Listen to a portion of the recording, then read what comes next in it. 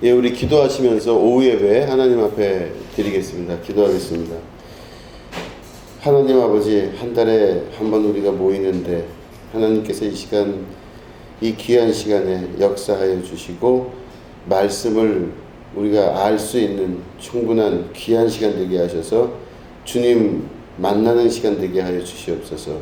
오늘은 특별히 또 우리가 맥주 감사로 하나님께 예배 드렸습니다. 예배 가운데 좌정하시고 임하신 주님, 오후 시간도 함께하여 주셔서 하나님 말씀으로 우리가 기뻐하며 새 삶을 얻는 시간 되게 하여 주시고 모든 문제가 주님 안에서 해결되는 축복과 은혜의 시간 되게 하여 주시옵소서. 감사드리며 예수님의 이름으로 기도드립니다. 아멘. 우리 하나님 말씀 보시겠습니다. 창세기 6장 1절부터 8절 말씀을 교독하도록 하겠습니다. 창세기 6장 1절부터 8절 말씀입니다.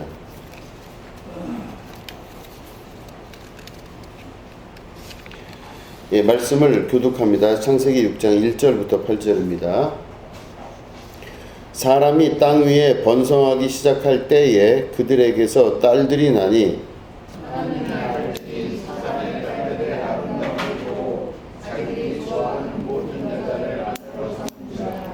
여호와께서 이르시되 나의 영이 영원히 사람과 함께하지 아니하리니 이는 그들이 육신이 됨이라. 그러나 그들의 날은 120년이 되리라 하시니라.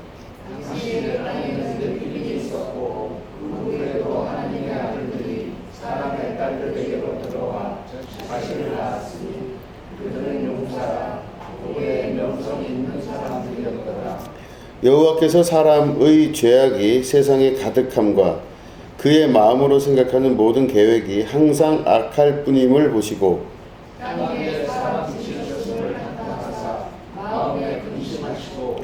이르시되 내가 창조한 사람을 내가 지면에서 쓸어버리되 사람으로부터 가축과 기는 것과 공중의 새까지 그리하리니 이는 내가 그것들을 지었음을 한탄함이니라 하시니라. 아멘.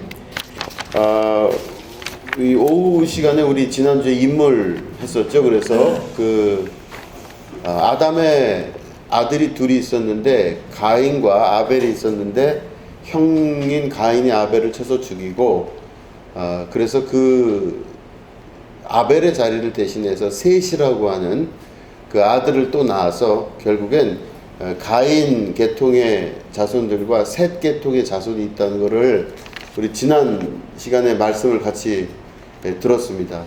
그래서 이제 그 창세기에서 이 부분들이 중요한 게 성경이 어떤 방식으로 쓰여지나를 보면 창세기, 특별히 이제 모세오경이지만 그 창세기, 출애굽기, 레위기, 민수기, 신명기의 그 근간을 가지고 유대교의 모든 경전이나 또 나머지 역사가 해석되어져 왔고 또 예수님은 그걸 근거로 해서 또 예수님의 구원론이 이제 나타나게 되는 걸 볼 수 있습니다. 그래서 이 시작점을 잘 이해하시는 게 굉장히 중요합니다. 그래서 지난 시간에는 그 아담의 자손 가인과 셋의 자손에서 이렇게 두 군데로 나눠지는 걸 여러분 기억나시죠? 네. 그렇게 됐고 이제 그 후손들이 쭉 내려오는데 성경에 기록된 대부분의 그 인물로는 셋의 자손들이죠. 그러니까 셋의 자손입니다. 그래서 가인의 자손은 육신에 적합한 자손이었어요. 그래서 그 아다와 실라라고 하는 부인을 둔 람의 그 가인의 그 자손이 보면은 그 자손들 두발가인이나 뭐 이런 그 자손들을 보면 뭐 퉁소를 부는 자나 농사를 짓는 자나 사냥을 하는 자나 해서 뭐 인간적인 육신의 그 발전을 이루기 위해서는 굉장한 발전을 이룬 가정이 됩니다. 그러나 그 가정은 별로 이렇게 하나님 나라 안에서 그 관심에 스포트라이트가 가지가 않는 그 가정이에요. 그런데 하나님 나라의 스포트라이트가 이렇게 가는 그쪽 가정은 셋이라고 하는 하나님께서 택한 족속의 가정들이 주 역사를 이루게 됩니다. 그 셋의 자손을 통하여서 구체적으로 보면은 예수님도 탄생을 거기서 하시는 거죠. 아브라함이나 뭐 다윗이나 다 거기서 나오게 됩니다. 그러면 결국에는 그 성경에서 기록되어진 그 역사의 시작점을 보면, 그 원류를 보면 육신의 중심을 둔 자들이 아니라 영혼의 중심을 둔 자들을 통해서 성경이 기록되었다고 볼 수 있습니다. 그래서 하나님은 어디에 관심을 기울이시냐? 오늘도 육신에 기울이시지 않고 영에 기울이셔요. 우리의 마음을. 그래서 예수님이 수가성 여인을 만났을 때 그런 말씀하시죠.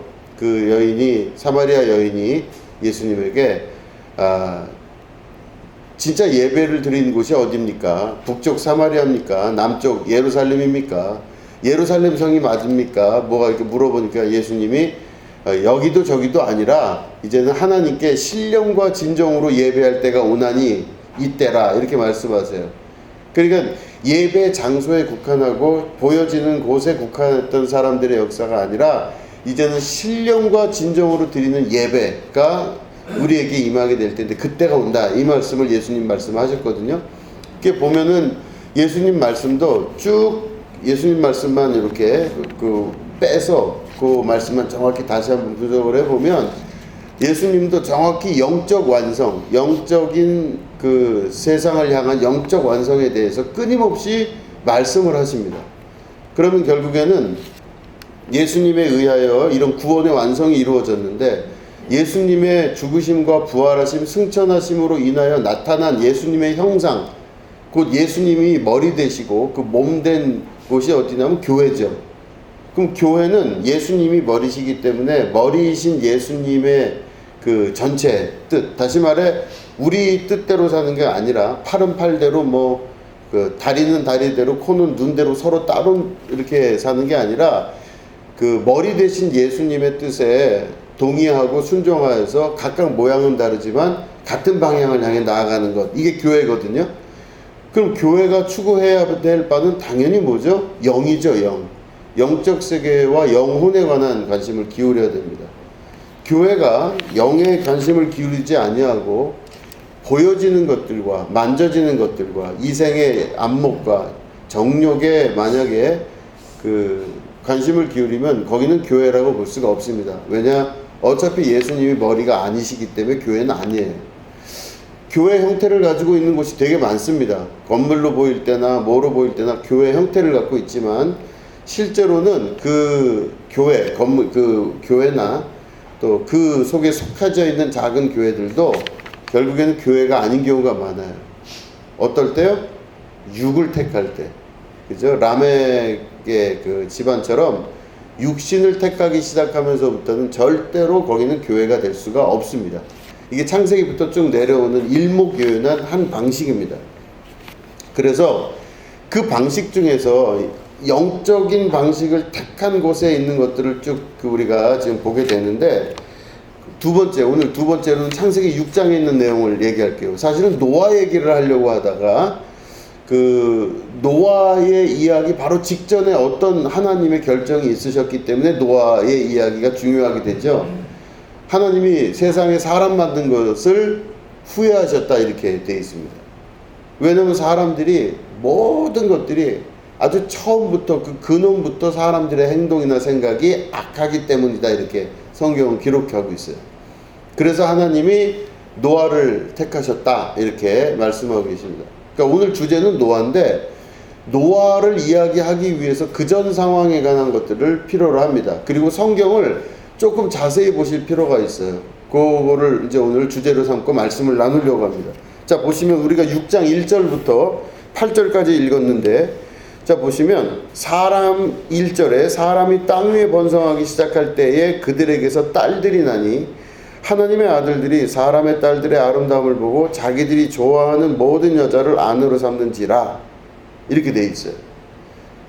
여기 보면 하나님의 아들들과 사람의 딸들이 나오거든요.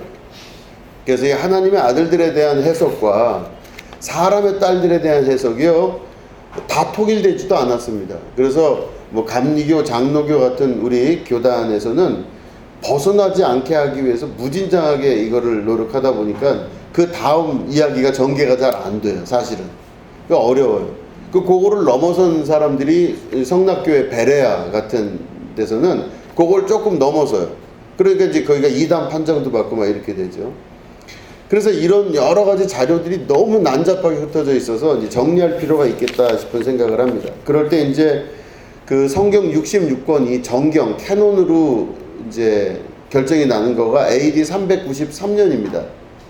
그러니까 예수님 오신 다음에 한 393년 정도 흐른 후에 로마가 이 기독교를 국교화하면서 이제 성경도 통일해야 되지 않겠나 해서 성경을 통일하는 작업을 해요. 그래서 구약을 39권으로 신약을 27권으로 통일을 합니다.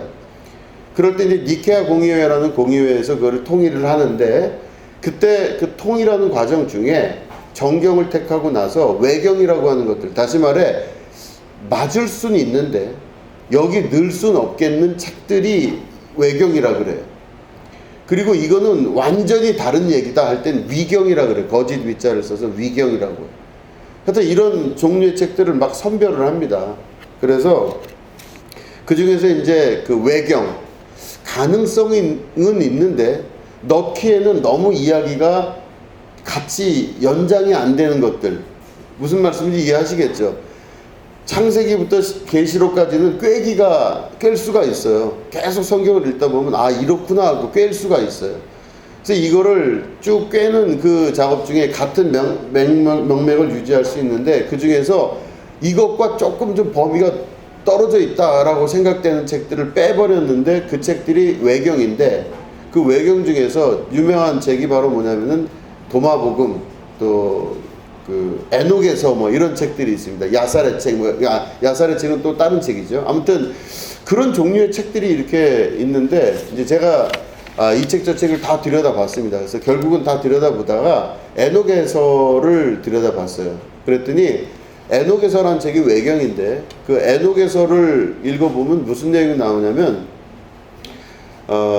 하나님께서 이 세상을 창조하신 다음에 이 세상을 감찰하시려고 본인이 하시는 게 아니라 감찰 천사를 보내십니다. 그래서 감찰 천사가 돌아다니는데 이 감찰 천사들이 이 세상을 소위 감찰하는 거예요. 그게 무슨 말이냐면 하나님의 뜻대로 하나님의 뜻이 이루어지가 있나를 천사들을 통해 보는 거예요. 이게 여기 들어가면 성경에 들어가면 애매해지는 거예요. 지금 헷갈려지기도 하고 애매해져요.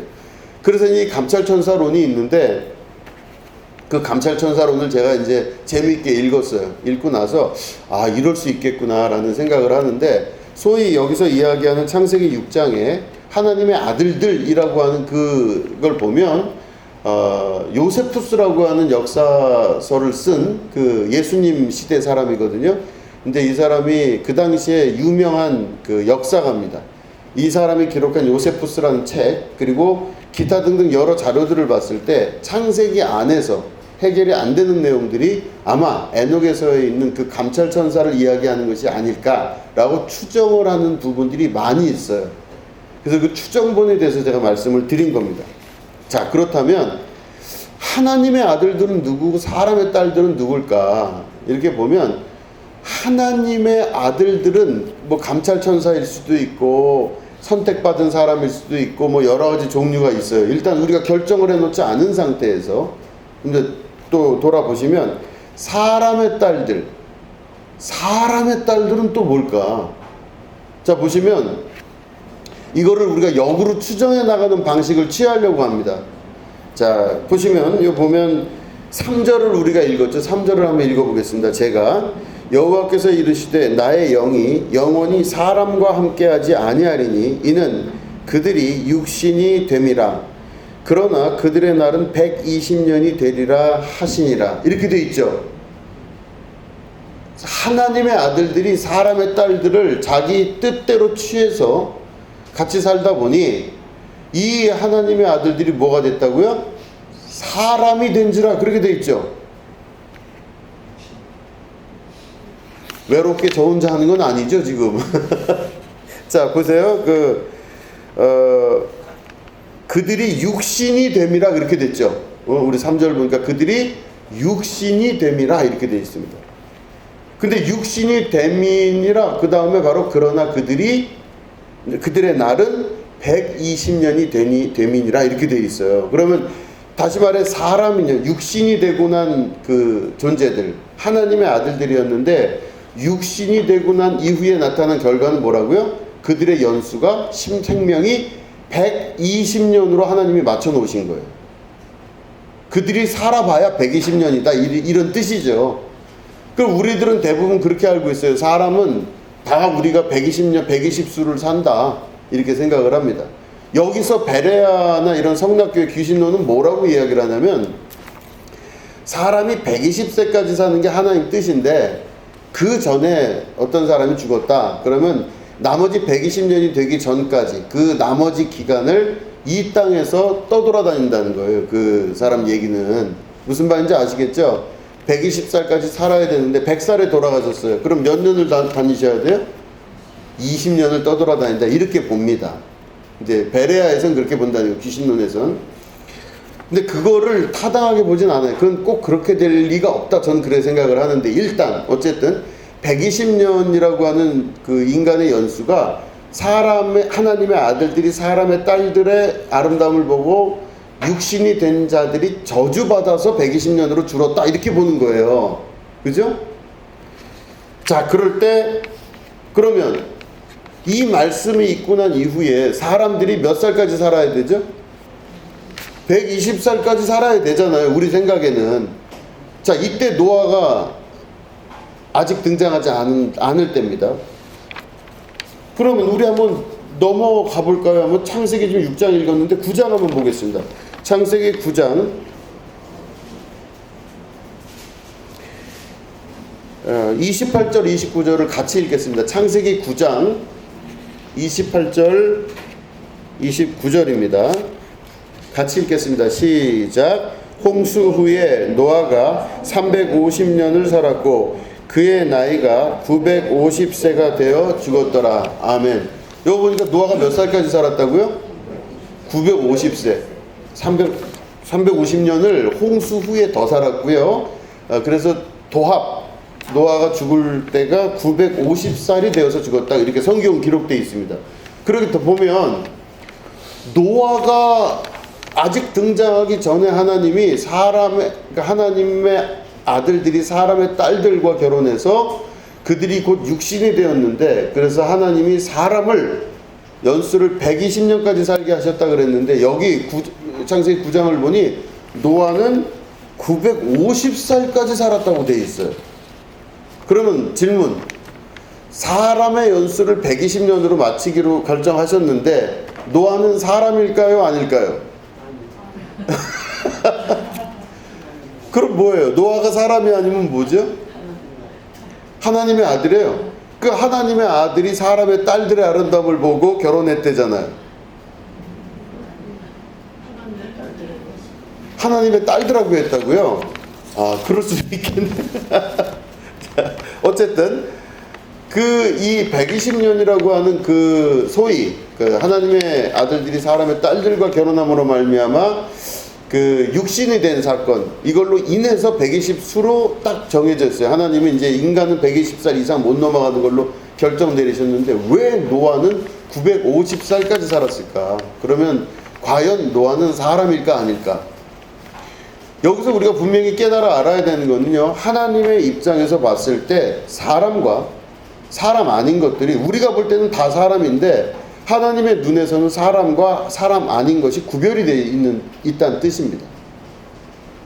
타락한 존재인 그 원래 인간의 본 모습이 있지만 그 인간의 타락한 모습에서 제2의 구원을 또 이루기 위해서 하나님의 일이 일어나는데, 그 중에서 사람이 연수가 120수라 해서 이 사람들이 육체가 되었다고 하는 말씀하신 그 부분은 사람에 관한 이야기예요. 자, 보시면 이렇게 우리 찾아보지 않고 다 아는 내용이니까 여쭤볼게요. 한 어떤 젊은 청년이 예수님을 쫓아옵니다. 그래서 예수님에게 나 예수님 쫓아가고 싶어요. 예수님께 제가 예수님의 제자가 되어서 아주 그 구원의 길에 가고 싶습니다. 아마 이렇게 얘기했겠죠. 예수님이 그래 오라 그러셨을 거예요. 근데 이 청년이 뭐라 그러냐면, 근데 예수님 큰일 났습니다. 우리 아버지가 돌아가셨어요. 우리 아버지 장례를 좀 치른 다음에 제가 예수님 쫓아가도 되지 않겠습니까? 장례 치르고 오겠습니다. 그럼 예수님이 휴가를 보내주셨어야 되는데 그렇게 하지 않고 뭐라 그러셨어요? 죽은 자들로 죽은 자들을 장사하게 하라 그러셨어요. 아니 이런 황당한 경우가 어디 있어요? 죽은 자들을 어떻게 죽은 자를 장사하게 해요? 그죠? 저도 저희 아버지 돌아가신 그 묘지를 가끔 가요. 그죠? 혼자 갈 때도 있고 뭐 가족하고 갈 때도 있어요. 가면은 농담같이 그래요. 신입생 환영을 하셨냐고 물어보고 그래요. 거기 누구 돌아가신 분 들어오면 신입생일 거 아니에요. 이렇게 될까 과연? 죽은 자로 죽은 자를 장사하게 하는 게 과연 될까 안 될까? 그때 성경을 바라보는 시각을 우리가 다시 봐야 되는 게 죽은 자로 죽은 자를 장사하게 한다는 건 어차피 말이 안 돼요. 어떻게 장례를 치르는데 그 집 장손이 있거나 누가 있거나 해서 하는 거지 가족이 치르지 죽은 자로 어떻게 죽은 자를 장사하게 합니까? 근데 예수님의 그 말씀을 다시 한번 우리가 생각을 해보면 예수님의 입장에서는 이 사람이 살아서 돌아다니지만 죽은 자고 저 사람은 죽은 자지만 산 사람이라고 말씀하시는 거예요. 죽었으나 산 자로 여길 것이요 살았으나 죽은 자로 여길 것이니라 그 말씀하시거든요. 그러면 다시 말해 시각이 이렇게 바라보는 시각이 저 사람 너무 뭐 활동도 잘하고 뭐 그냥 너무너무 좋고 뭐 이렇게 해갖고 그 사람에 대한 모든 평가가 다 있는 상태에서 그 사람이 아주 너무너무 몸도 건강하고 아주 그냥 젊은 사람인데 이 사람이 예수님이 보셨을 때는 죽은 사람이에요. 근데 저 어떤 사람은 되게 약하고 아무것도 못하는 것 같고 좀 미련 맞아 보이기도 하고 그런 사람이 있습니다. 그럼 그 사람이 사람들이 볼 때는 에이 저 별거 아니야 뭐 이렇게 생각할 수도 있는데 예수님이 보실 때는 그 사람이 산 사람이에요. 그러니까 성경의 관점을 보면 우리들의 눈으로 보는 관점과 완전히 달라요. 어떻게 죽은 자로 죽은 자를 장사하게 하라 하시는 그 말씀이 성경에 기록되어 있는지 아주 헷갈리게 하시는 말씀이에요. 그럼 예수님의 시각은 산 사람과 죽은 사람이 명확하게 예수님 눈에서는 달리 보이시는 거예요. 산 사람인 너는 나를 따르라. 산 자여 나를 따르라 말씀하시는 겁니다. 죽은 자는 죽은 자끼리 살게 하고. 자, 그러면 똑같은 입장에서 이 창세기를 바라보면 사람이 있는데 그 사람이 있는데 이 사람이 사람인가 아닌가를 구별하시는 것은 하나님이 보시는 시각하고 우리가 보는 시각이 다르다는 뜻입니다. 나름 이게 명품이 나왔어요. 하나님의 아들들이라면 영적인 존재 아니겠습니까? 근데 사람의 딸들은 육체적인 건데 영과 육이 합쳐져서 어느 정도 명품 인간이 나올 것 같아요. 그 옛날서부터 원래 그 고대 신화는요, 신인 동형설, 그러니까 다시 말해 두 가지 하나님과 신과 인간이 합해지거나 아니면 신화적으로 볼 때 강력한 걸 요구하는 그런 그 신화 안에서 보면 아주 강력한 존재와 사람이 합해져서 나타나는 게 되게 많아요. 원래 욕구가. 여러분 그런 거 보셨어요? 이렇게 그 신화 이런 데 보면 텔레비전에서 보면 이 하체는 말인데 위는 사람으로 되어 있는 그런 거 보셨어요? 그죠? 그렇게 보셨어요. 뭐 그중 하나가 인어공주도 있잖아요. 인어공주는 밑에 하체는 뭐예요? 물고기인데 위는 여자의 모습을 갖고 있어요. 그러니까 다시 말해 무언가 강력하고 부족함 없이 그 일을 할 수 있는 것에 대한 소망이 신화적으로 나타난 게 이 동물과 강력한 동물과 사람이 합해진 모습의 신화 이런 것들이 아주 유행했을 때가 있습니다. 근데 이걸 지금 보면은 같은 거잖아요. 다시 말해 신과 인간이 같은 모양으로 합해진 모습이에요. 이게 바로 뭐예요? 하나님의 아들들과 사람의 딸들이 합해져 버린 겁니다. 그러면 인간의 눈으로 볼 땐 이들이 어떤 사람이에요? 강력한 사람들이죠? 그렇잖아요. 부족함이 없이 내가 인간의 육체를 갖고 있지만 베이스는 육체지만 이 나머지 모든 것들은 신적 권력을 갖고 있는 존재가 되는 겁니다. 하나님의 아들과 사람의 딸이 결합을 했기 때문에 엄청난 힘이에요. 그런데 하나님의 눈으로 볼 때 그들이 뭐다? 육체가 되는 겁니다. 육체. 사람의 눈으로 볼 때는 엄청 강력한 존재예요. 그걸 한번 볼까요? 밑에 보면 자 4절을 보겠습니다. 4절. 같이 읽을까요? 4절 시작. 당시에 땅에는 네피림이 있었고 그 후에도 하나님의 아들들이 사람의 딸들에게로 들어와 자식을 낳았으니 그들은 용사라 고대의 명성이 있는 사람들이었더라. 이렇게 되어 있어요. 네피림이 있었는데 거기에는 뭐라고요? 그 네피림이 거인족들이죠. 거인족들이고 강력한 존재를 네피림이라 그래요. 그래서 타이란이라 그래서 이 그 루터, 그 종교개혁을 일으킨 루터는 이 네피림이라는 그 단어 자체를 사용을 잘 안 하려고 하고 뭘 쓰냐면은 거대한 강력한 사람, 폭군 이런 걸로 또 써요. 아무튼 이 네피림이라고 하는 존재가 하나님의 아들들이 사람의 딸들에게 들어와서 또 자식을 낳았으니 그들이 누구라고요? 용사라 고대의 명성이 있는 사람들이었더라. 이렇게 합니다. 이건 하나님의 아들과 사람 딸이 결합하니까 신과 인간이 결합한 상태라 이들을 당해낼 자가 없는 거예요. 등치는 엄청나게 크고 막 근력은 대단하고 이 호전적이고 뭐 사람들이 볼 때는 대단한 사람들이에요. 뭐든지 다 할 수 있는 사람들입니다. 이들이 당대에 뭐가 있다 그랬어요? 명성이 있는 자들이라 이렇게 되어 있습니다. 그러니까 유명한 거예요. 아주 유명한 사람이 된 겁니다. 왜냐면 이게 당해낼 자가 없거든요. 이들을. 그러니까 사람들이 볼 때는 이들이 누구예요? 이야 대단한 사람들인 거예요. 야 저 사람 보니까 네피림이네. 저 사람을 우리가 이길 방법이 없지. 저 사람 밑으로 들어가야 되지. 이야 저 정도 되는 사람이면 대단한 사람이네. 이야 저 사람은 진짜 이 세계를 뒤집어 엎을 만한 강력한 사람이야. 저 사람 봐. 아빠는 하나님의 자녀들이고 엄마는 사람의 딸들의 아름다움을 갖고 있는 사람이래. 완벽해요.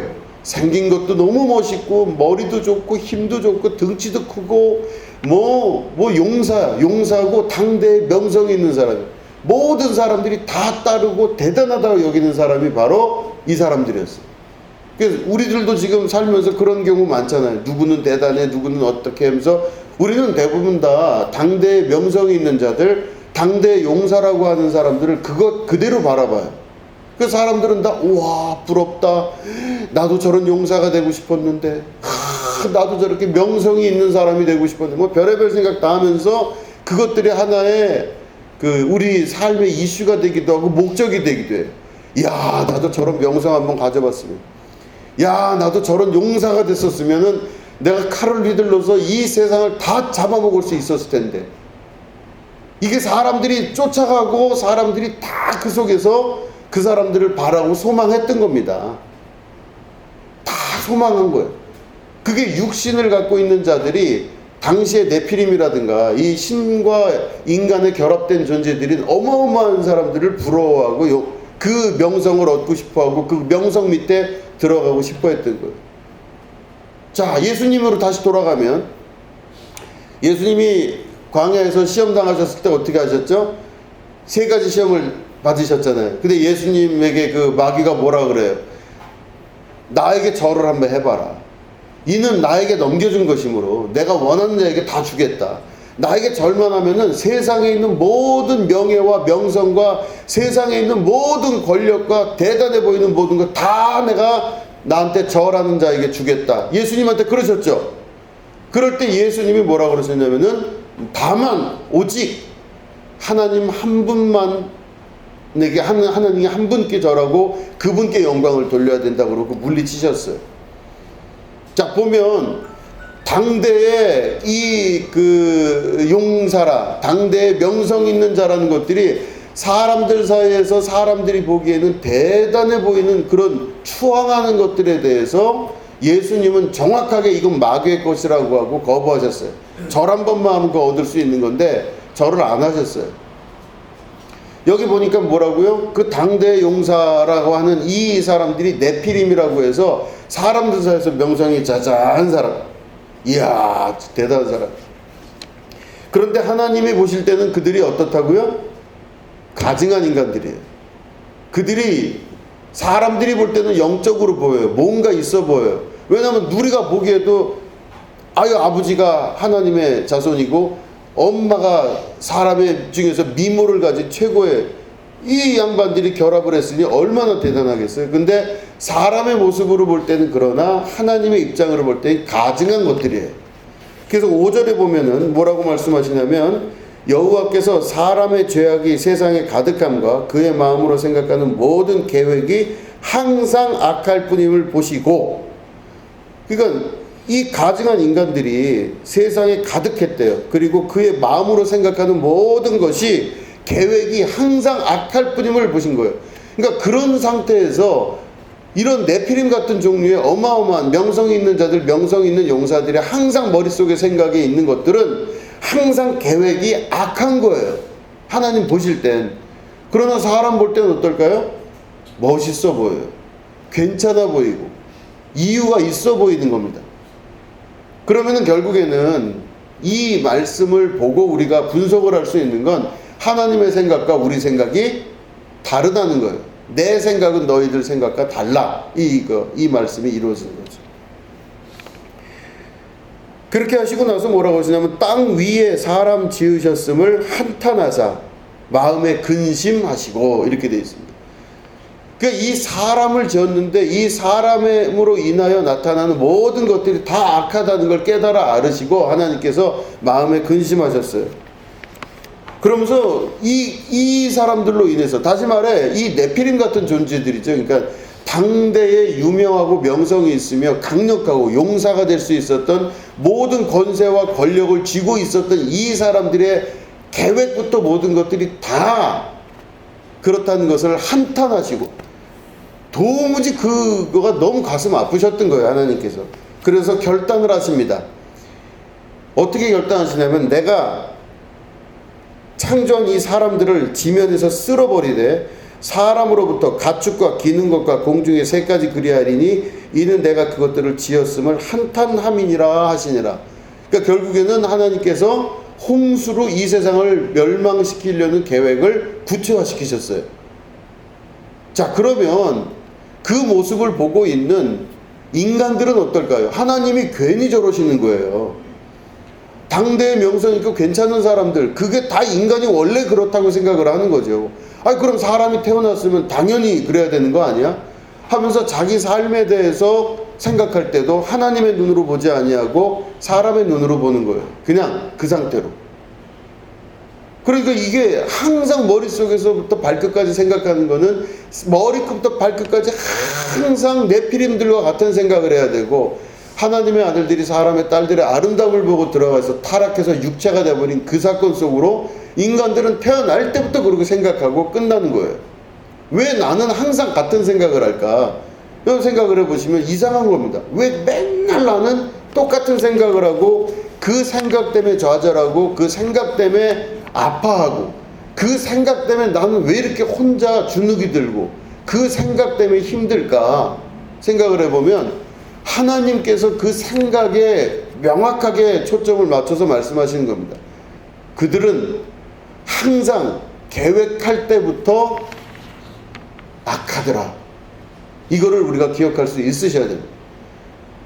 왜 나는 맨날 그것 때문에 계획할 때 그것 때문에 나는 맨날 속상해하고 그것 때문에 아파하고 그것 때문에 괴로워하고 왜 그것 때문에 이렇게 맨날 그럴까 아둥바둥할까? 그러면 하나님 보실 때는 아니에요. 내가 악한 거예요. 그 생각을 품고 생각을 하는 자가 아픈 겁니다. 저는 이 창세기를 읽으면서도 희한한 거는 역사는 절대 안 바뀝니다. 이상하게 이 죄악의 역사도 끝까지 가요. 하나님께서 마귀를 최종 심판하시기 전까지는 끝까지 세상의 역사가 돌림 노래처럼 그냥 계속 반복해서 가는 것 같아요. 지금도 똑같아요. 예수님이 시험 받으셨을 때 그 시험이 똑같이 우리에게도 오고 있고, 또 창세기가 쓰여졌을 때의 그 상황이 똑같이 우리에게도 있어요. 지금도 있어요. 계속. 근데 여러분들은 만약에 이게 육체로서 그냥 멈추시는 분들이라면 하나님께서 한탄하셔서 나 만든 것 자체를 나라고 하는 게 훨씬 더 강력하죠. 나 만든 걸 후회하시고 나 같은 인간들을 지면에서 쓸어버리기 위해서 홍수를 내겠다 결심하실 정도의, 왜 나는 항상 그런 생각을 할까? 내 생각에 대해서 뒤돌아보실 수가 있으셔야 됩니다. 자, 그렇게 돼서 보면은, 근데 8절을 보니까 뭐라고 돼 있어요? 그러나 노아는 여호와께 은혜를 입었더라, 이렇게 돼 있어요. 노아는 여호와께 은혜를 입었어요. 그러니까 다른 사람들은 이제 위에 있는 누가 나오냐면 대표적인 게 하나님의 아들들이 사람의 딸들과 결혼한 존재들이 나오고, 그들이 결혼하여 난 인간들이 네피림이 돼요. 거인족, 자이언트가 되죠.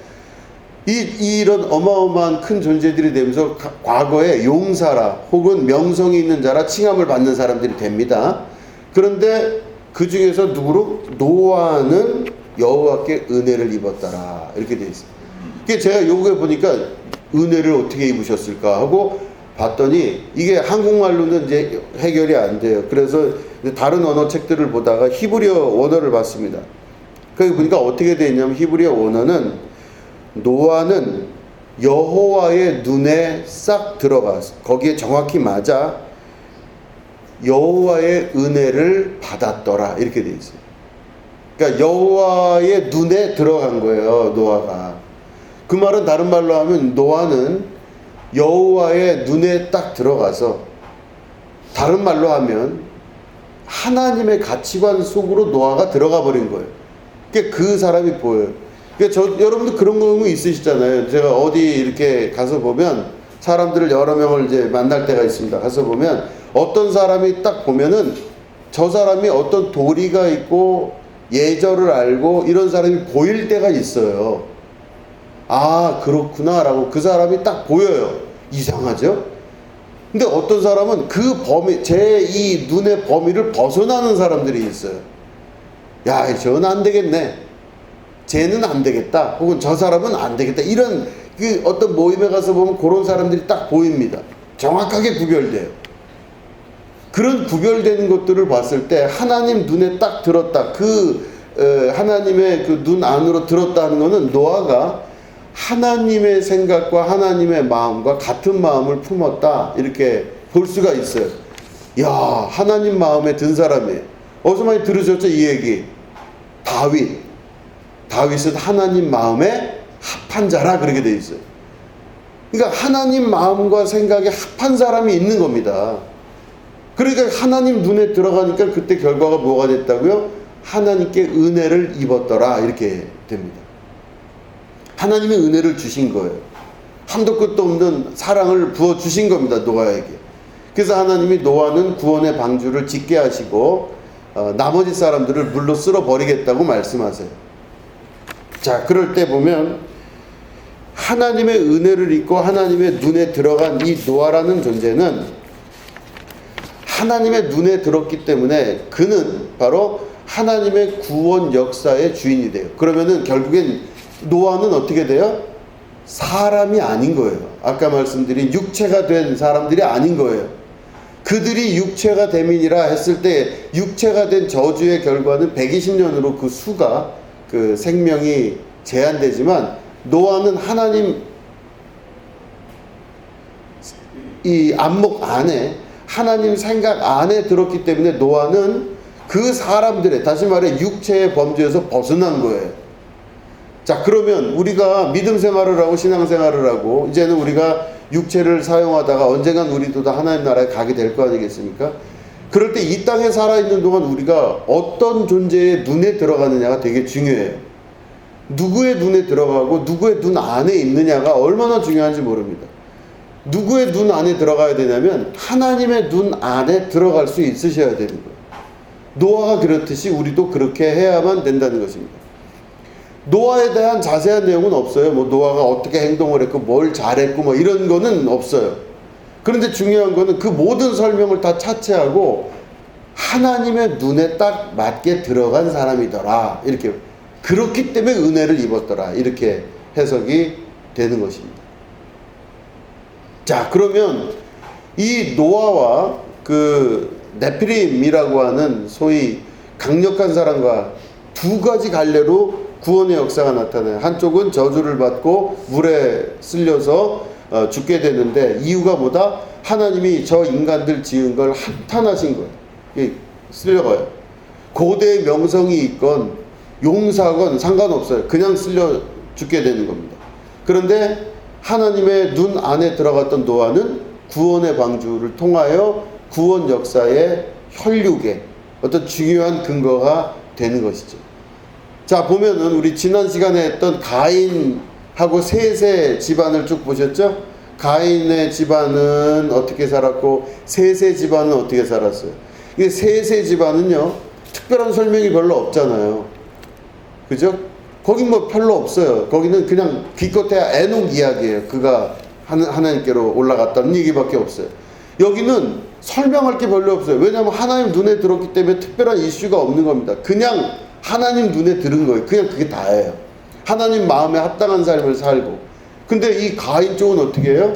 인간적인 수많은 살기 위한 노력들과 방법들, 방식들, 이런 것들이 수많은 기술로 발전되는 모습을 보였어요.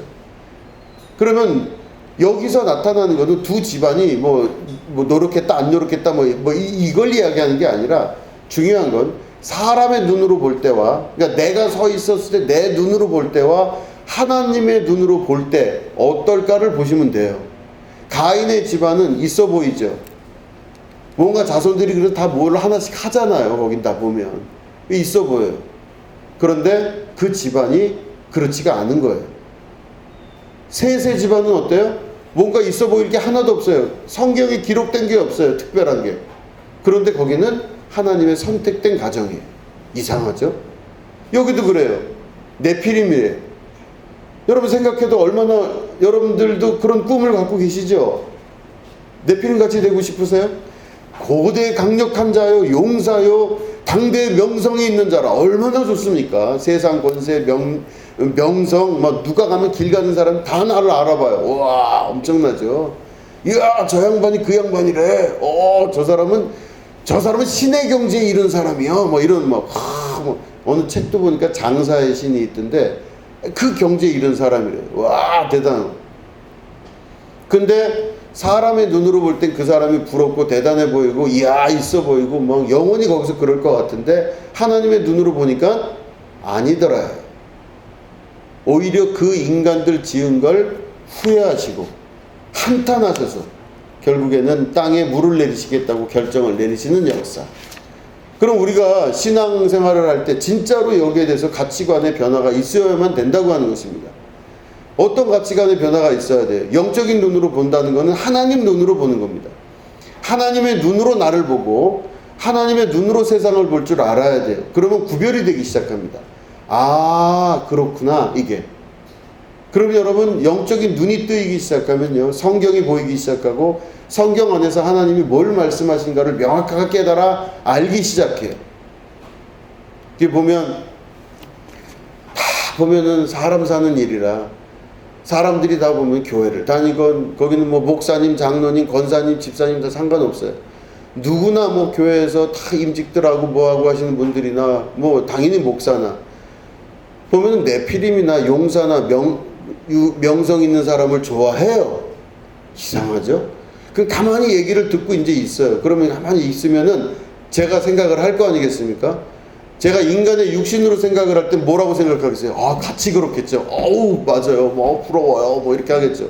근데 만약에 제가 하나님 눈으로, 하나님 귀로 싹 바꾼 상태에서 그들의 이야기를 들어요. 그럼 제가 뭐라고 얘기하겠어요? 명성이 있는데, 이야, 대단 육신이, 그러면 제가 뭐라고 얘기하겠어요? 예?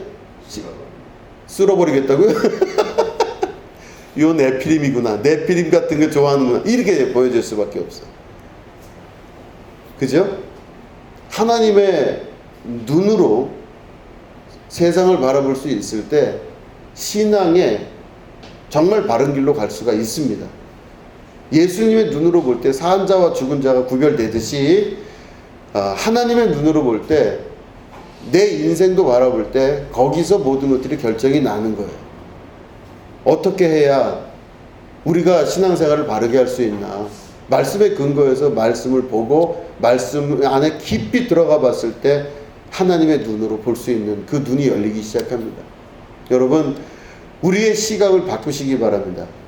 내가 볼 땐 뻔히 잘 살고 대단해 보이고 명성이 있고 인정받는 모인 것 같고 용사고 대단한 권력과 힘을 갖고 있는 것 같고 대단한 것 같고 명성이 있고 이런 것들이 우리는 다 좋다고 생각해서 쫓아가지만 예수님 눈, 하나님 눈에서는 절대 그렇지가 않습니다.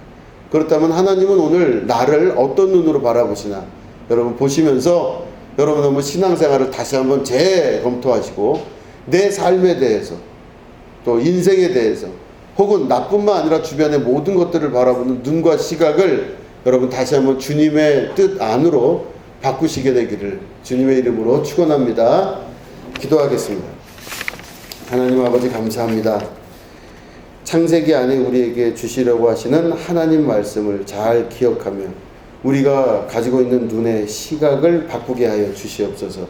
보이는 것과 만져지는 것들, 우리가 느끼 감각적으로 생각하는 것들에 우리의 모든 것을 걸지 않게 하시고 하나님 뜻 안에서 합력하여 선을 이루는 합당한 것에 주님의 시각을 가지게 하여 주시옵소서. 주께서 오늘도 우리와 함께 하심을 감사드리며 예수님의 이름으로 기도드립니다. 아멘.